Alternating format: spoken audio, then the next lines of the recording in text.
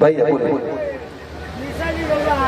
Bill bill अब बताए। अब आता ना प्यार से हिमांशु भैया कह दे मैं भी आपके साथ खड़ा रहूंगा। चलिए और थोड़ा सा धीरे धीरे आप लोग रिदम बजाइए भैया। चलिए मैं भी आपके साथ खड़ा रहूंगा जी हिमांशु भैया। हाँ हाँ उहे चलो चलो आई कुर्सी हटाओ भैया, कुर्सी हटाओ। आई भैया चलिए हिमांशु भैया सेहरा आई बोलू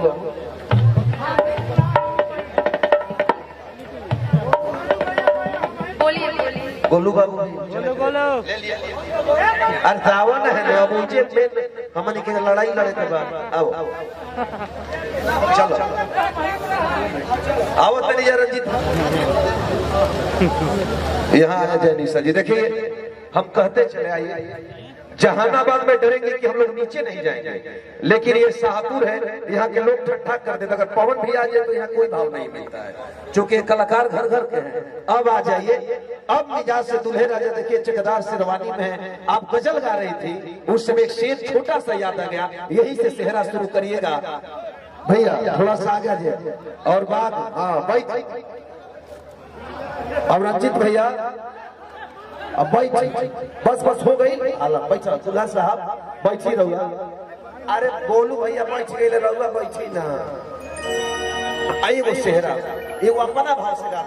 अरजीत भैया एगो बस लाइन हम कहब अपने माथे पर बिंदिया की चमक रहने देना। ये सितारे मुझे मंजिल का पता देता है, तुम मुझे प्यार से देखो या मत देखो जालिम, तेरा हर अंदाज भाइयों को मोहब्बत का पता देता है।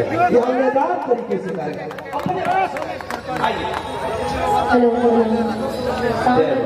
आई साथ वाले भैया कर मिला लिया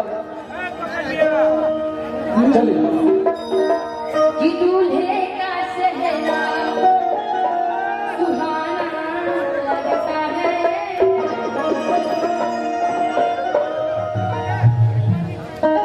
कि दुल्हन का तो दिल दीवाना लगता है।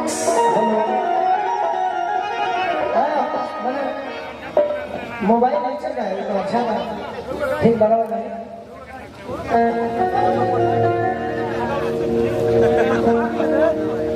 कि दूल्हे का सेहरा सुहाना लगता है,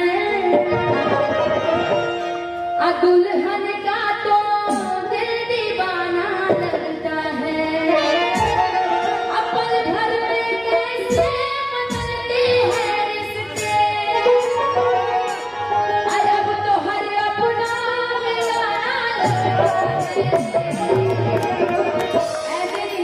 जितने भी इनके दोस्त लोग हैं आप ताली का सपोर्ट यहाँ से करेंगे, ठीक तब अच्छा लगेगा। कि दूल्हे का चेहरा सुहाना लगता है, दूल्हे का चेहरा सुहाना लगता है, दूल्हा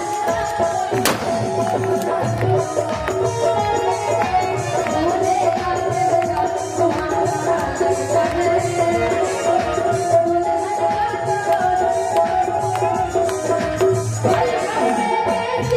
Thank you.